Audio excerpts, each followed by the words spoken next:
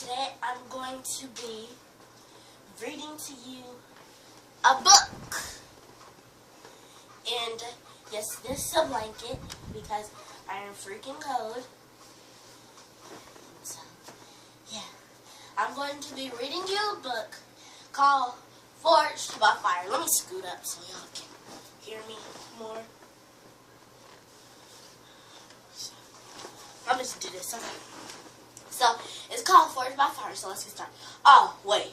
The most important part, shout out to Miss Newsom for reading this book and, inspiring me. So, Forged by Fire, here it goes. So, here we go. I'm going to be, if I don't finish, I'm not going to read this whole book, though. I'm going to, read to you every day, basically. Yeah. So, okay. Chapter 1.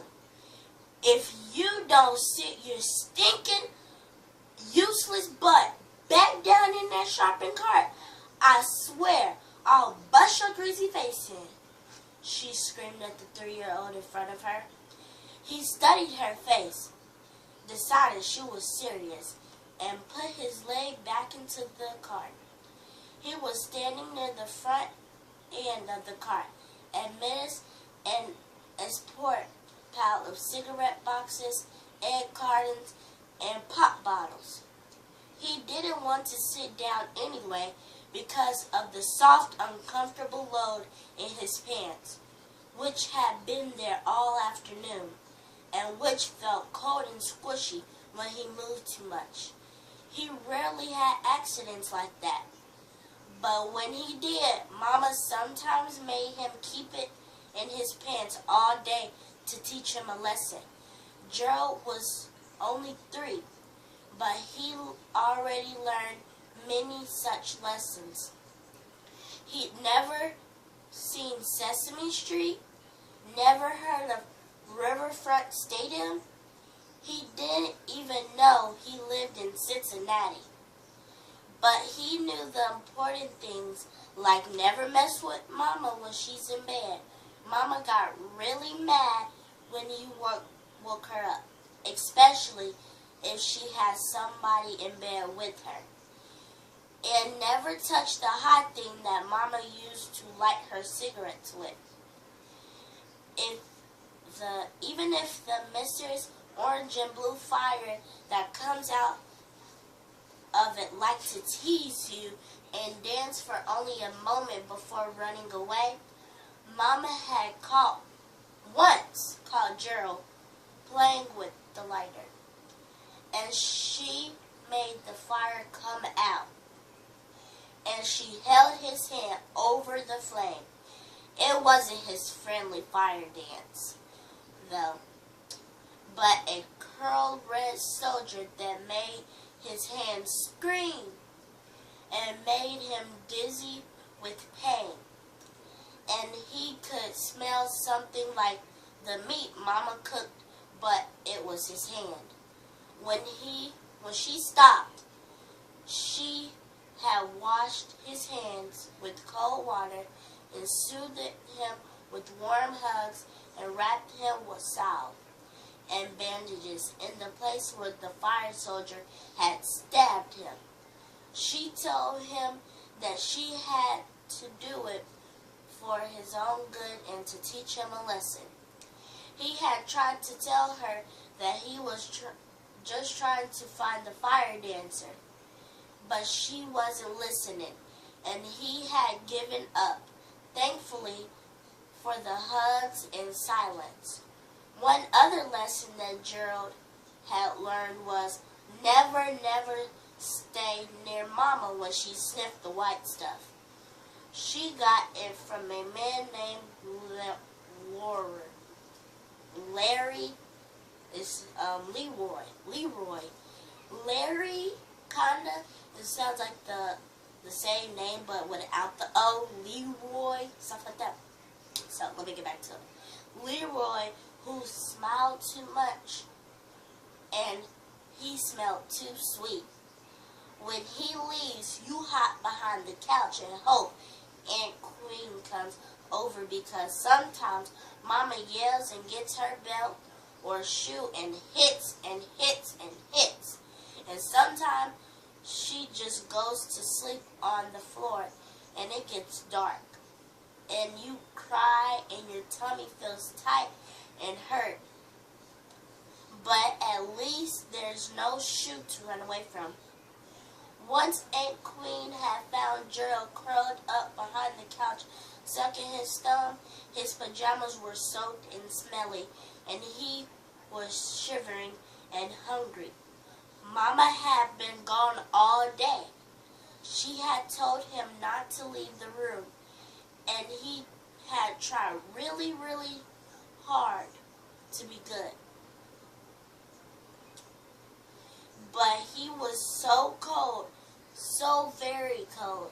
Aunt Queen had took him to her apartment and given him a warm bath, a bowl of hot soup, and some warm fuzzy slippers, even though she had to pin the back of them so they wouldn't fall off. That sounds like my grandma. If I can't fit something, it's pinning up with the what's those pin?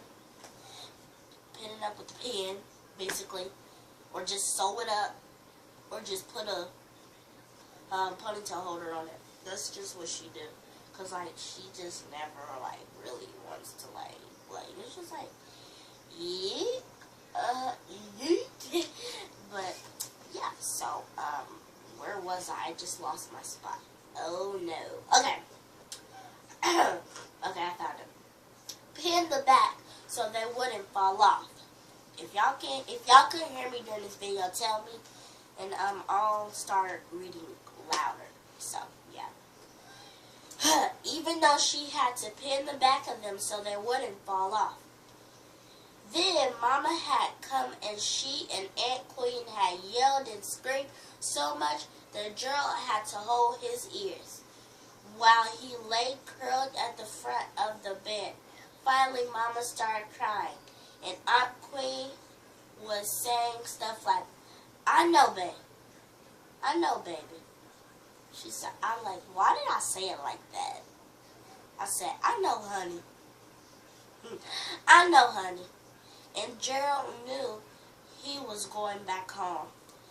That night, Mama had hugged him and kissed him and held him close until he fell asleep. Gerald had felt so warm and special and golden. He wanted to feel like that forever. He knew his mama loved him. She had bought him a G.I. Joe man last week, and it wasn't even his birthday or Christmas or anything. And most days she combed his hair and dressed him in clean clothes and told him to stay. Yes, Mama. And say, yes, Mama, to grown folks. And sometimes, on really good days, she would hug him and say, you know you're my baby boy, don't you, Gerald?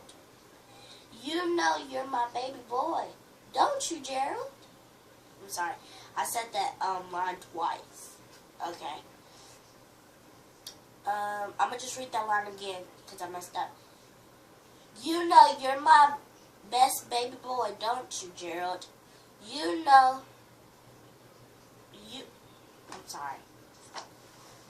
Okay, let me read that again. Okay. You know you're my baby boy, don't you, Gerald?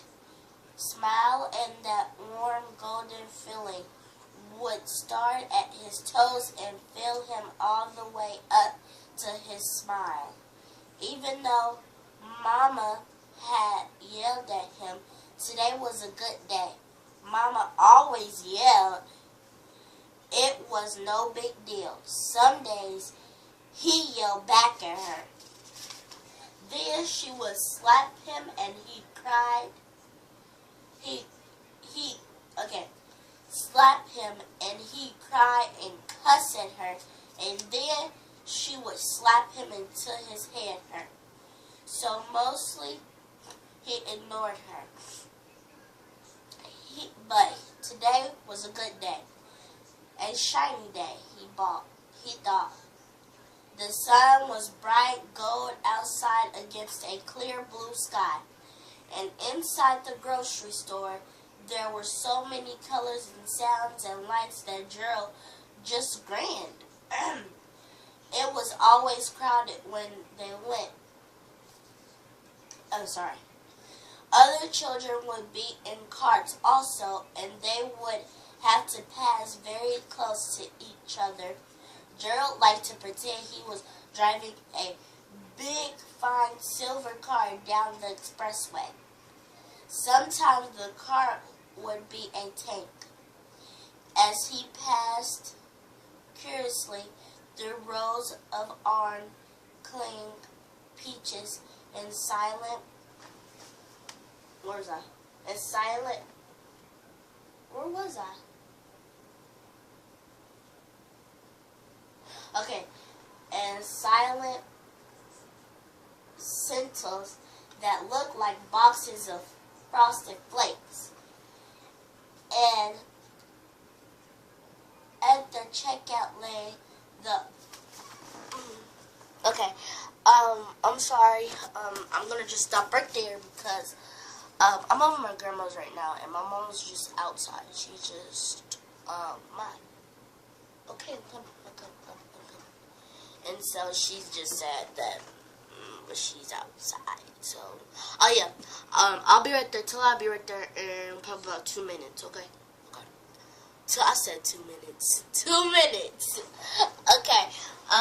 The chant that I was showing y'all about, that was going to show you that, Miss Newsom has showed us, she showed us a lot of chants. So it's like, okay.